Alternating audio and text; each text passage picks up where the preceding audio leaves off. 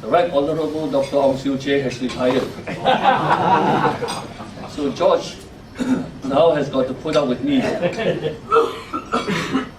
Now, as everyone here knows, unless you've been living in Afghanistan, George Wong is a multi-talented person. Yes, agree. Who I've been hypnotized. Who's good in everything that he does. In fact, he's the only George W. I know who's got a high IQ. So George does everything well. He can dance very well, although some people say his wife is better. He's got a nice singing voice, so you can call him a song and dance person. But of late, he's taken a keen interest in hypnosis. And here again, he's on top of his game and has become something of an expert on this subject. In fact, I've had a session with George for my claustrophobia, but with Ong Siu Chie sitting in just in case.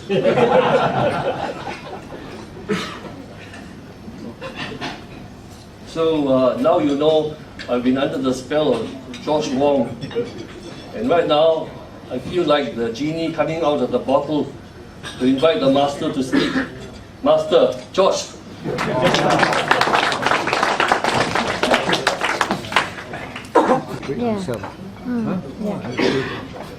Yeah, thank you, Wong, for a very nice introduction, very kind introduction. There's some people staring is in what's the pediatrician got to do with hypnosis and insomnia. So I said, if you know Yap Bogi, you know he got interest in many things. He knows more cardiology than the cardiologist. He knows more about diet than Pian Chong. And if you, after seeing him here attending CME in the front row, now I know he knows more about sleeping than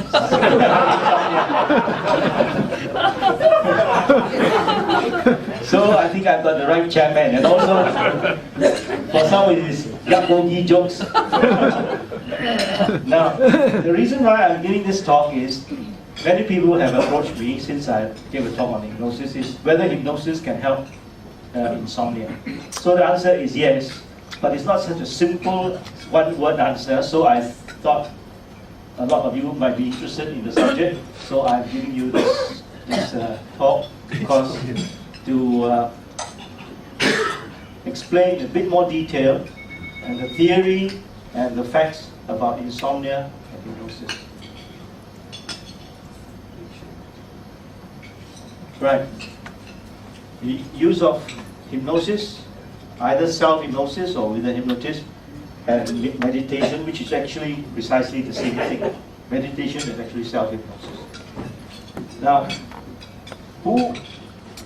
how many people suffer from hypnosis? Insomnia. So you are all under spell of hypnosis already. That's what the only told me to say. It is estimated in chronic insomnia, people who are really chronic, needs all kinds of sedatives and various treatment, is about 30% of the general population. This is a rough estimate. But for acute insomnia, everybody has suffered insomnia sometime or other in your life. Right? If you ever travel jet lag, so actually 100% of people have experienced insomnia. So who are these people who suffer insomnia? Let me classify them for you. The most common thing is psychiatrists. Most common presenting symptom to psychiatrists is insomnia. People with depression, neurosis, all sorts of things. People with socio-economic problems, interpersonal problems, worries, all these are secondary to, it's a primary cause of insomnia. And very rarely, some neurological conditions where some part of the brain is damaged, they can't fall asleep. These are very rare conditions reported where you have some certain part of brain damage, patients cannot sleep. So I'm not talking about these type of cases today because this type of cases, you must treat the primary cause and not by hypnosis. So this doesn't come into my discussion at all. I do it by exclusion. So this is the group we're talking about. There's no specific reason. People just cannot fall asleep. And this is the group that is amenable to hypnosis. This is the group we are talking about. How does hypnosis help? Is it so easy? Just say, sleep. Like Tong Chong Man used to demonstrate hypnosis. He brings all his nurses up and says, sleep, and they all fall asleep. So it's not like that at all. That's why I have to explain to you what it's all about. Not like that. Actually, hypnosis helps by helping you to relieve your anxiety and help you to go into a deep state of relaxation. Now this patient is in a deep state of hypnosis, not asleep. But deep state of relaxation will lead you to sleep. I'll explain that now. Now if I represent mental activity with a circle here, under hypnosis or deep meditation, your mental activity is reduced to very little. But it's not zero. You're not asleep.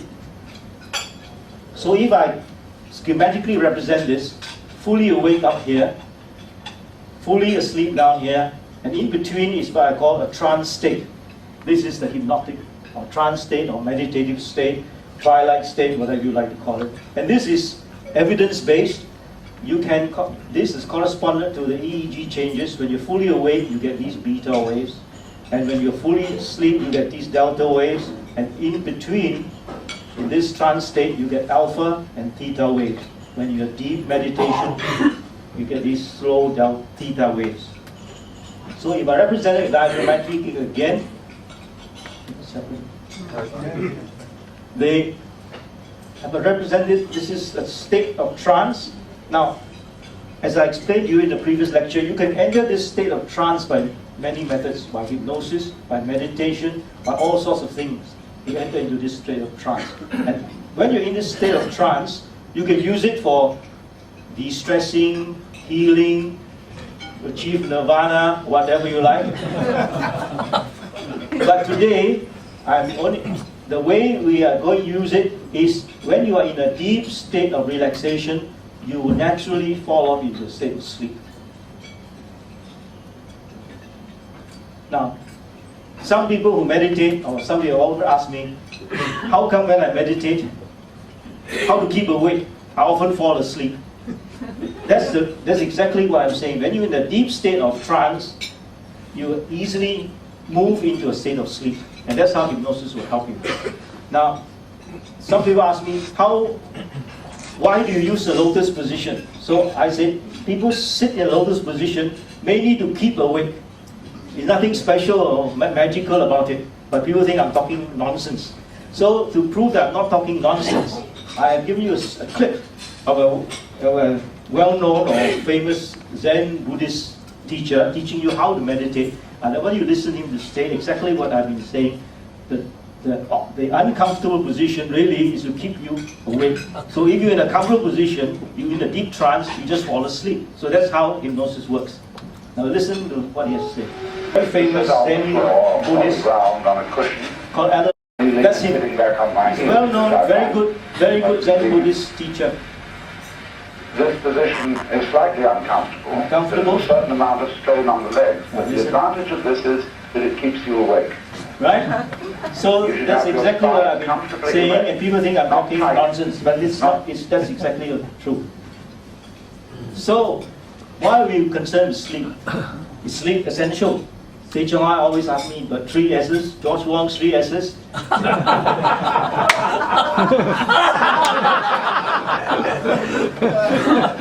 See, and one of the S is sleep. Okay? One of the S is sleep. Quite essential. In fact, it's so essential that you will die if you don't have enough sleep. Now, don't take my word for it.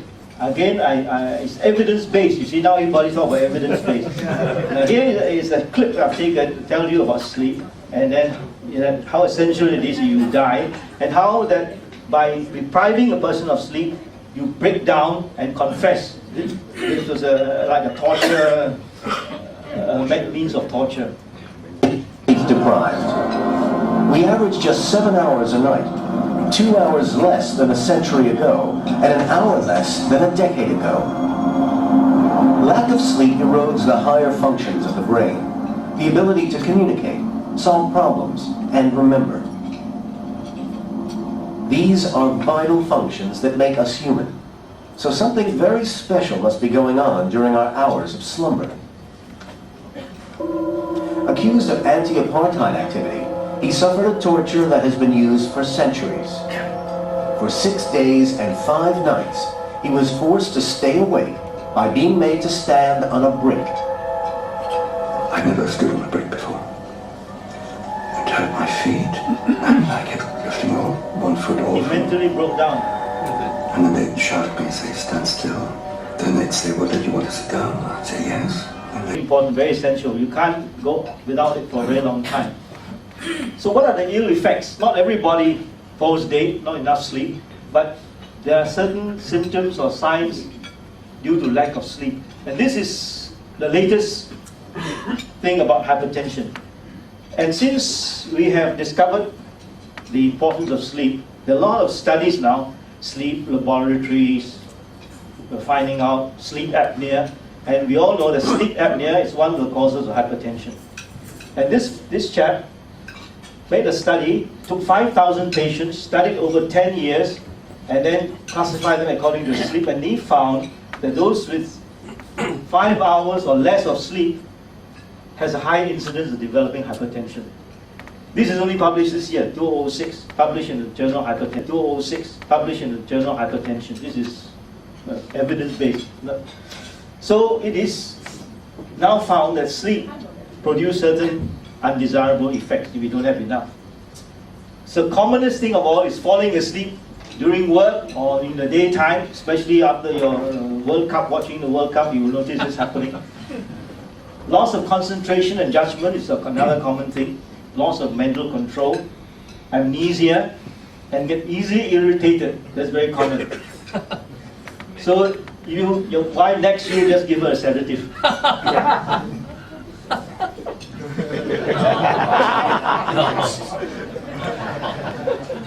So what is sleep? It's very interesting.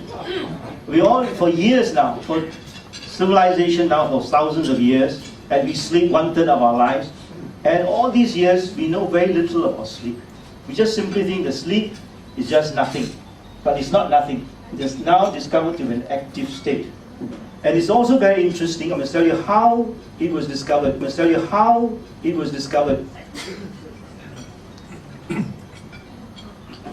Now, neurologically, there are 3 areas in the brain.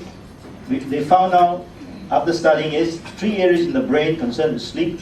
One part, this part of the brain, mostly in the midbrain and the pons. This part is concerned with the circadian rhythm. It's like a clock.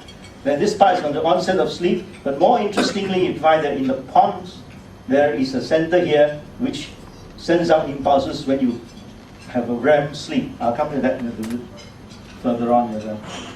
This is REM sleep.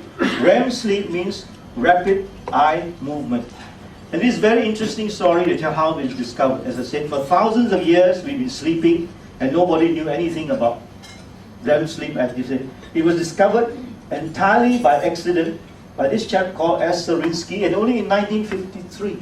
For thousands of years we had sleeping, but only in 1953 discovered it, and only by accident. Like most interesting discoveries, mostly by accident. Penicillin, or Viagra, it's used for something else, and it's the side action that you discover. You cannot construct a 10 million laboratory and put somebody there and now do research and find out. It's not like that, This Aserinsky was a postgraduate student. He wanted to study on children the effect of their closing the eyes and opening the eyes. What is the effect on their concentration, the ability to learn? Being a postgraduate student is a very low rating, so he wants to use EEG. So they gave him an EEG in the basement filled with cobwebs and dust. Nobody is using it anymore, out of date machine. And he has no patience to study on. So he called hold of his son and took EEGs of him whole day, whole night, morning, wake and sleep. So he had made an interesting observation. When his son was asleep, Normally the EEG shows the delta waves, all right? When you first of all do, most of it after that you switch off, you finish. But he's got nothing to do, just keep on taking the EEG.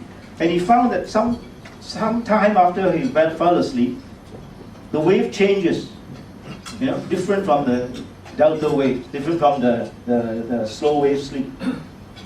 Then he couldn't make out head or tail what it's all about. Nobody ever described this before. So he said, oh, it must be my old worn out machine, just playing up. So he went to see his boss, who's a sleep expert. So his boss said, okay, use our best machine, right? So that will exclude the artifact. So he did. And using his boss' best machine, he got exactly the same funny waves. So his boss was clever enough to realize adults, children, and so on, and they came to the discovery of REM sleep. REM sleep is sometime after you've fallen asleep, the EEG changes, and the eyes start to move rapidly, move side to side. And during that period, dreams occur, and funnily enough, although your eyes move, the body muscles, somatic muscles are paralyzed. It's a very interesting phenomenon. Someone asked me, if a person is asleep with the eyelid closed, how can you see his eyes moving? The fact is you can. The cornea actually is a slight bulge on the eyeball, and even with the eyelids closed, you can see the eyelids moving. Next time you suffer from insomnia, look at your wife. Now, it is very interesting now. Since he discovered this phenomenon, the whole new science developed. Sleep apnea, sleep laboratories, all this developed as a result of this. But at this very moment, we know this is essential, REM sleep, but the significance is still not quite sure. Nobody is quite sure what it's all about. So this is exactly what happens. During sleep, let's take a rough average time of 8 hours sleep. We have two kinds of sleep. The slow wave sleep, sometimes called non-REM sleep, represented here by blue. Stage 1 is light, stage 2 is deeper, and stage 4 very deep. And then after a while, you get lighter, and then you enter the REM sleep. Your eyelids move, you become paralyzed, and you start dreaming. And this occurs about 4 times in the 8-hour cycle. And then you go back again into your normal sleep, and then it's a very interesting phenomenon. And then as you go along during this sleep period, you get lighter and lighter and lighter, but the REM sleep still occurs, and then you will wake up after that. So some people have the theory that, REM sleep must be something which rejuvenates or re-enlivens your brain, so that you get lighter and lighter, and then you wake up. But that is not the whole story. If I plot the graph in another way, you will see that the blue is the non-REM sleep, the red is the REM sleep. Now, as you get lighter and lighter, as the 8-hour approaches and you wake up, but your REM sleep duration increases as you sleep. So if it's just to revitalize your brain, why do you need more and more REM sleep? So it doesn't explain everything. So this is exactly what happens when we sleep. Now, why is it so strange that the eyeballs move, but your somatic muscles are paralyzed? So it's a simple explanation. Because during that REM sleep, your dream is at its maximum. People get dreams, very vivid dreams. And if the muscles are not paralyzed, they will act out their dreams. They'll sock you like the soccer player, or you may sock your wife, or wife kick you out of bed. So because of that, the nature has provided it so that during REM sleep, when you're dreaming, your muscles are paralyzed. You're not moving. And that is why sometimes when you sleep, you find that people are chasing you and you can't get away and you're all paralyzed. That's because the somatic muscles are paralyzed during REM sleep. So that is the physiological basis. So let's talk about the more practical aspect of insomnia, right? So what are the problems we come up with? Unable to fall asleep, unable to stay asleep, or interrupted sleep, okay? So unable to fall asleep, mostly is due to too much mental activity. You know, as I said, you get the cortical level, conscious level, where if you go to sleep, you are in the deep level. So if your mind is too active, you cannot fall asleep. In other words, you're always acting on this cortical level, don't go down to the midbrain level. So most of these are due to anger, worry, stress, all kind of problems. So all these things, and then obviously, you have to deal with these problems and not just simple hypnosis say sleep, right? So that's the reason why I have to explain how hypnosis works and how it will not work. Unable to stay asleep is due to anxiety. Mostly, they wake up and they look at the clock, 2 o'clock, try to sleep, cannot sleep, 3 o'clock, still not sleep, 4 o'clock, still awake. So they deserve an anxiety cycle goes round and round. So here again, this is where hypnosis will help you to relieve your anxiety, explain how it works and why it works. So what to do if you're unable to fall asleep? As I said, the brain is too active mentally and physically. So these are non-hypnotic methods. You have to understand this, and simple methods you can do yourself, right? So don't try to do mathematical problems just before bedtime or run around during bedtime. And don't read, some of you might read exciting books like this.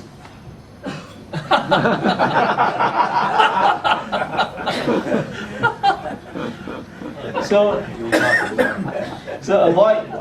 avoid this kind of things. Simple measures, non-hypnotic. Okay, non-hypnotic. And disturbances, discomfort, so that you can't fall asleep. So don't go by cheap airlines like this. and select a nice good seat and don't get this type of seat. And there are other things which you anti-sleep interruptions. So if you suffer from this, then we know how old you are. Temperature, we are too hot or too cold. So all these are just simple measures, non-hypnotic measures which you can take. All right? Non-hypnotic measures you can take. And one very important anti-sleep thing which is not emphasized enough is this. This. Yeah.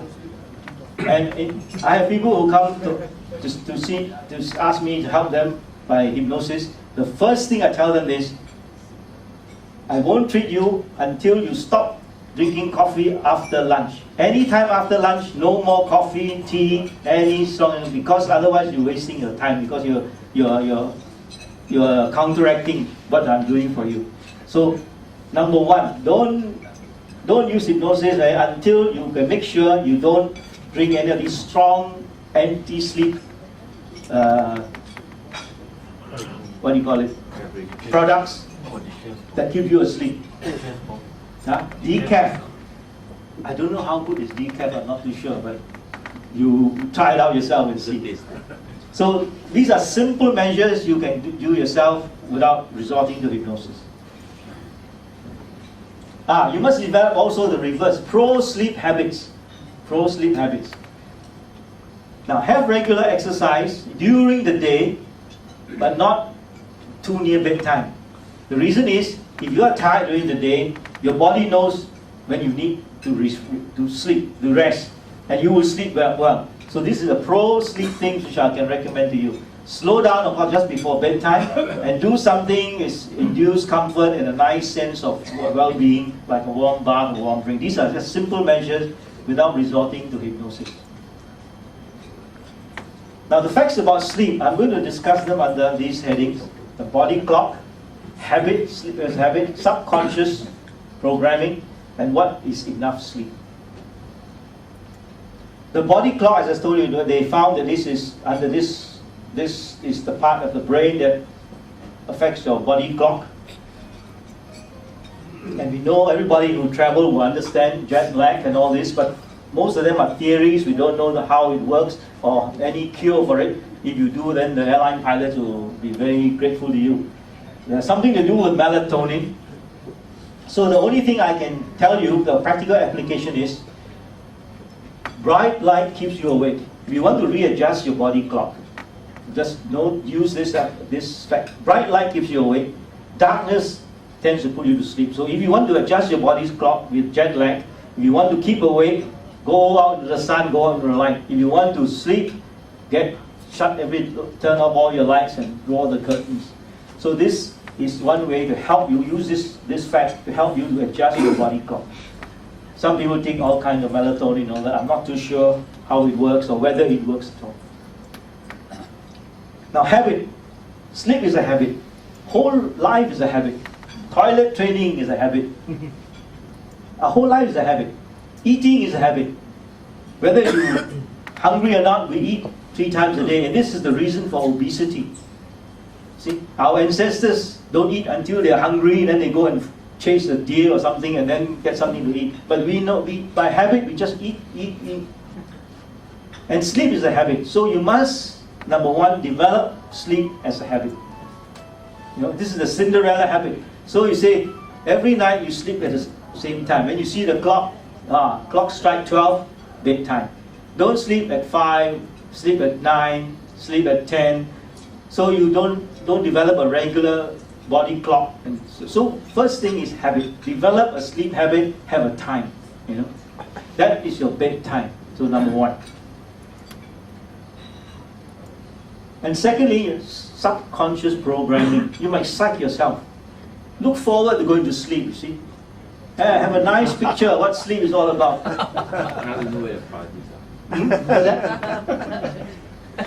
Yeah, psych yourself, you see. Some a wonderful thing to go to bed. Look forward to enjoy good sleep. Okay? So develop a habit, psych yourself.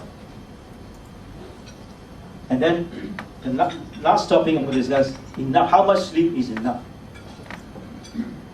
When we are at this age, we just eat and sleep. See? 3 S's, but sleep is more important. We sleep about 16 hours a day. Just eat and sleep when at this age.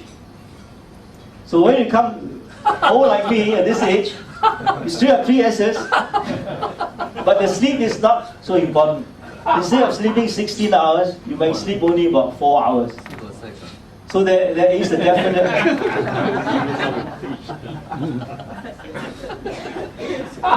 definite relation to age.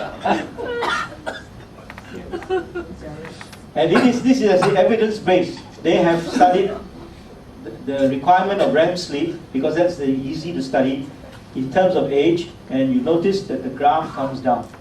The amount of REM sleep requirement is less when you are 70 years old compared to when you are only a few days old. And that is another reason why REM sleep is not so simple to say that this is to revitalize your brain. If that is to revitalize your brain, how come we need less and less as you get older? So the answer is not proven one way or the other. We still study. So for you and me, how much is enough? So as I said before, we know age. Right? When you're older, you need less. There's individual variation. Some people need very little sleep. Some people need a lot. So if there is individual variation, how are we going to measure? How do we know what is enough? Your body knows best. If you don't know, if those of you who remember your houseman days, you very quickly it will catch up on you. And if you don't have enough, if you have too much sleep, you find you cannot sleep. You sleep in the afternoon, you find that at night you can't sleep. So your body really knows. And of course, as I said before, how do I know not enough sleep? As you know, you become irritable, right? You get amnesia, can't think well. So that is a sign that you don't have enough sleep. So that brings me to my masterpiece. Not only Ian Chong, but photographic masterpiece. I also have a photographic masterpiece. I think even Ian Chong cannot get. But I must have a disclaimer first. Okay.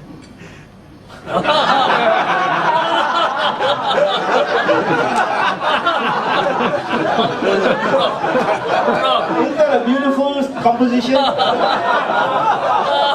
All on the same side. What's the rating? What's your rating? I have a disclaimer, no, you cannot sue me.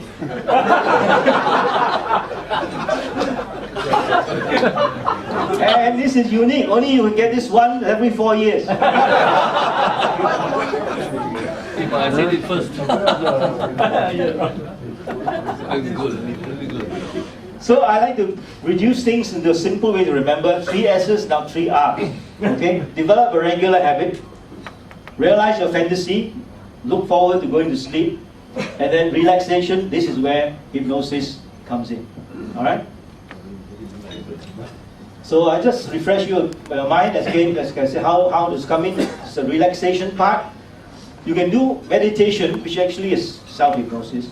But self-meditation, you have to have a self-input. You have to tell yourself, sleep, sleep, sleep. So it's very hard to do because if you tell yourself, sleep, sleep, sleep, you're using your conscious brain. So actually, it's very difficult to do.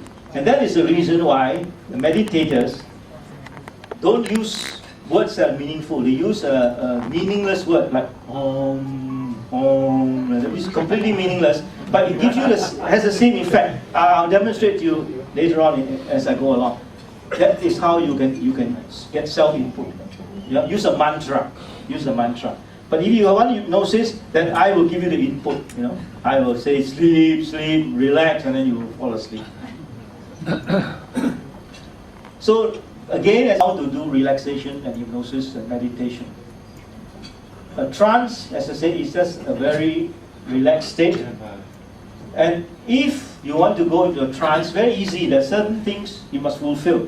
So whether you're doing yoga or Buddhist meditation or Josh Wong's meditation or anything, these are the things you must fulfill. Number one, your environment must be quiet. Okay?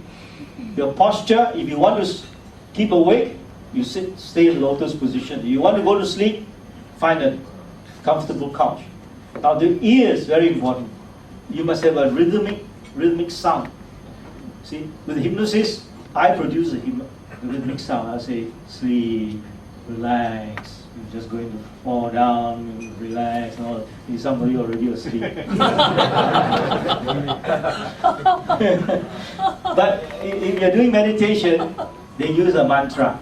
Om, om. So it's a non-meaningful thing that you don't use your conscious brain. But the effect is there. It's the repetitive sound. Repetitive sound. The eyes is important. You must keep your eyes not to move about, fix it a spot. Don't focus it. Don't say that, analyze what you're looking at, but just fix it at a point. Fix it at a point. One-pointedness, the Buddhists call it one-pointedness. The mind, you just must relax, have nothing, emptiness of the mind. Relax your muscles, and then your body just will let go and you go in a nice, relaxed state. Very easy. If you do that, you find you can easily get to practice. Now, environment, the peaceful environment is sometimes by nature very peaceful. That's why in the monastery, always in the mountain top. But for you and I, a quiet room will do. Quiet room will do.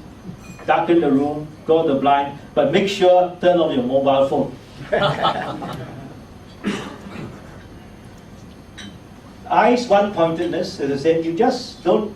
You see, she's just gazing at it, not focusing and analyzing what it's doing. You can look at an object, or you can an imaginary object. Most people you can imaginary something on a point on the forehead, for instance. So the object is not important. It's the focusing of the eyes.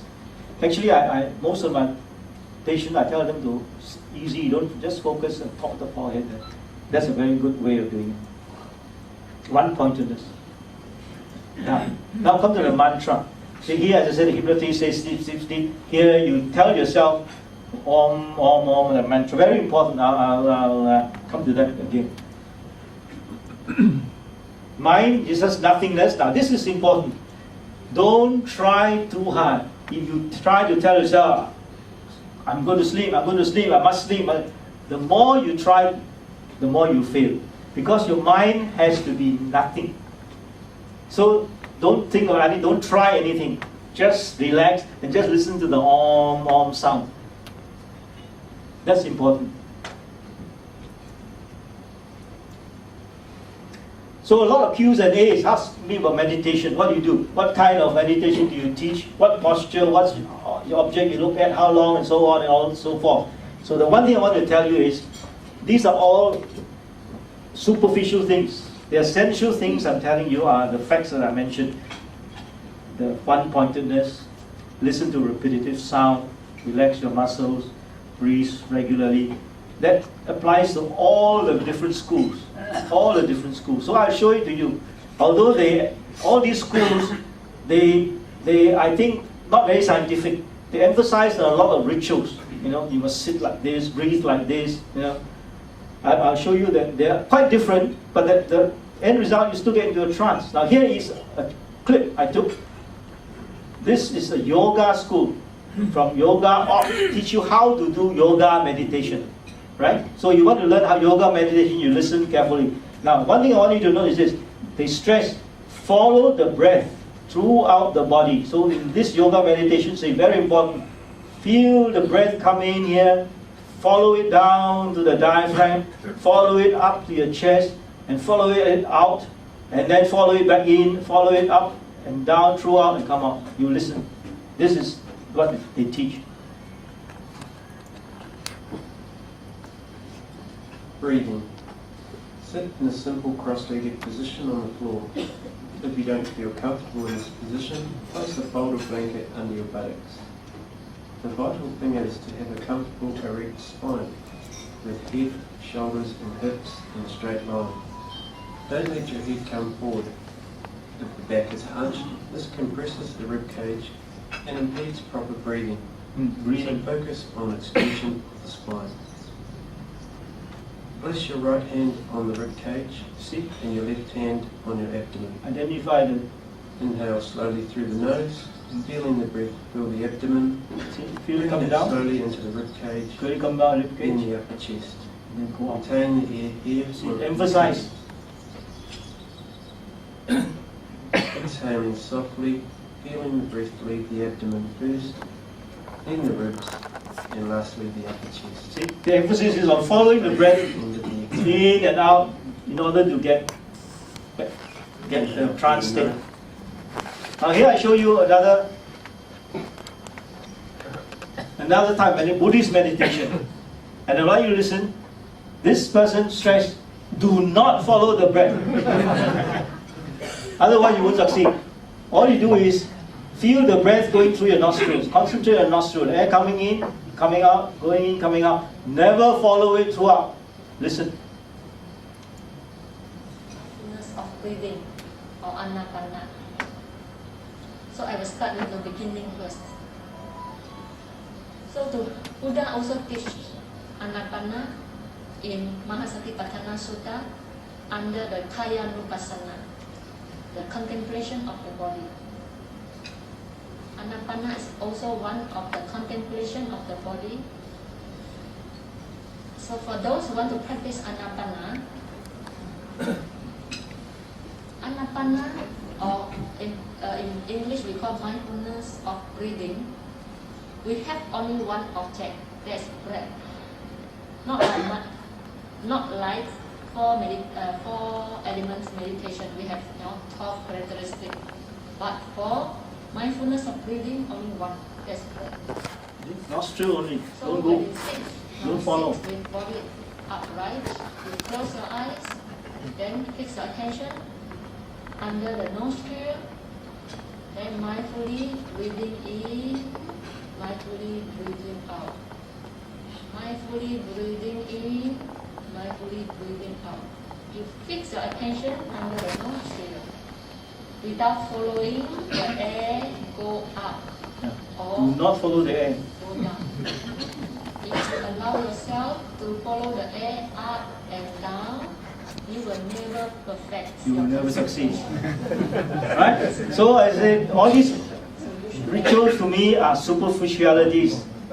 I go on the basic scientific basis. And here is Falun Gong. Falun Gong. Falun Gong. Lun is a wheel. No? So he believes This is not only air, it's a divine power. Spirit comes down and flows round and round your body. You listen. Way of strengthening divine These are all power just- is the fifth set of Falun Dafa exercises. See, It you is a just move training around, the air cultivation goes round and round. exercise. It is a multi-purpose practice to strengthen divine power, Divine including power. supernatural capabilities Supernatural. and energy potency, by turning Falun using Buddha's hand gestures. Practicing this exercise requires sitting with legs crossed. Double leg crossing is preferred, but single leg crossing is acceptable. Eventually, it is required to sit with both legs crossed. In this exercise, the energy is strong and the energy field around the body is quite large. It is required to sit with both legs crossed. In this exercise, the energy is strong and the energy field around the body is quite large. The movements follow the energy mechanism planted by the Master. When strengthening the divine power, the trails of Strengthen the awareness divine power. focuses The energy slightly goes round upward. and round. The lun, fa, lun, go, like a wheel.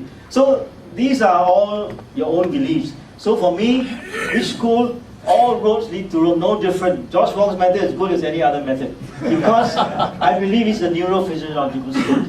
Yeah, you can call it, I quote the poet, I don't know, Lei Chong-hai is saying, no, who's this poet? A rose by any other name smells just as sweet. Not Lei Chong-hai, this is an English poet.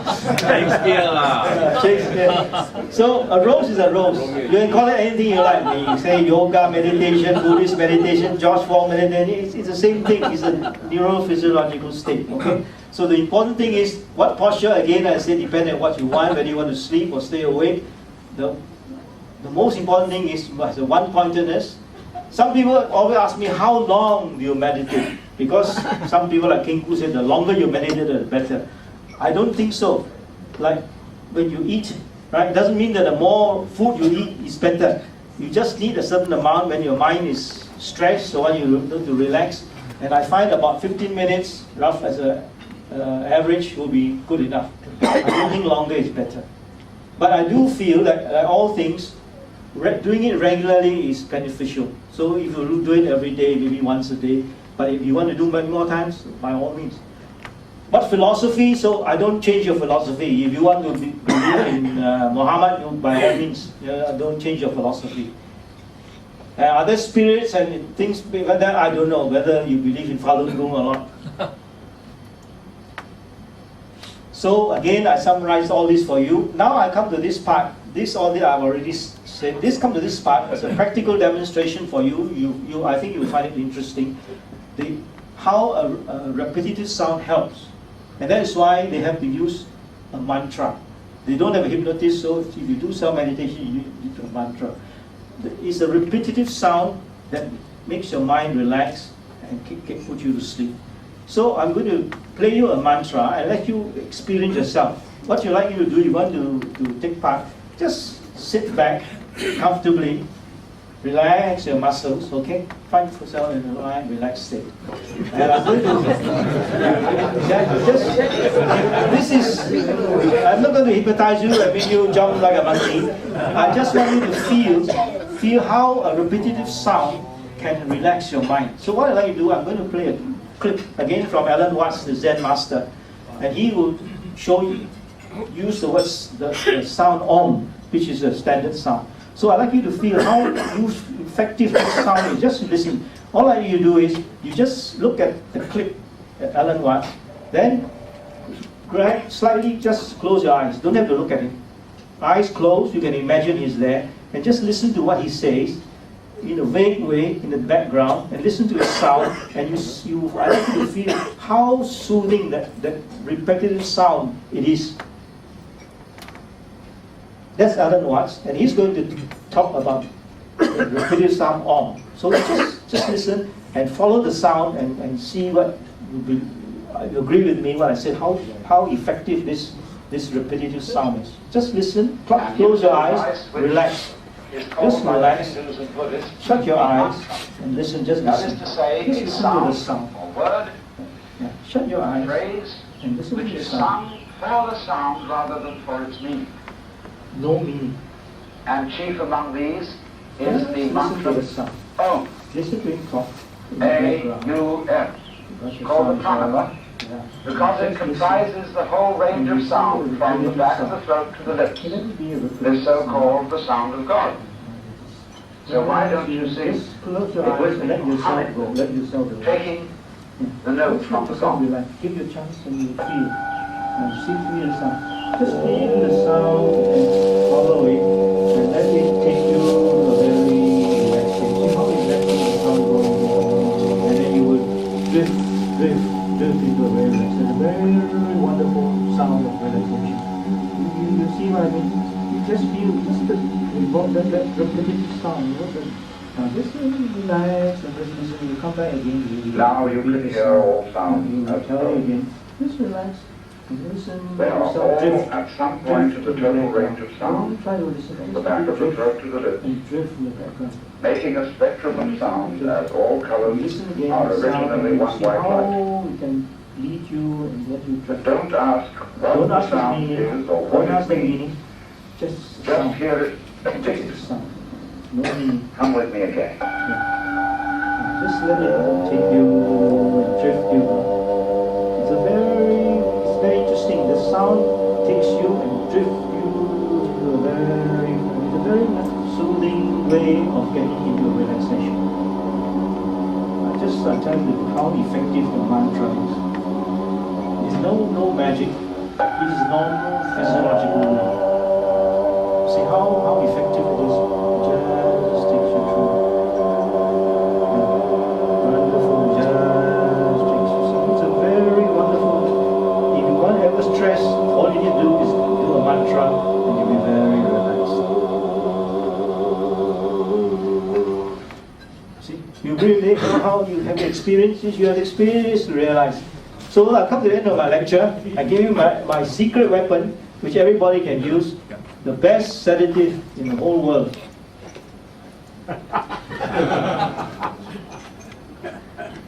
Thank you very much.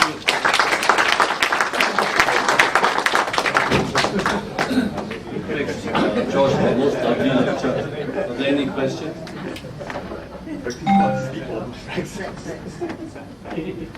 No question, they all fallen asleep.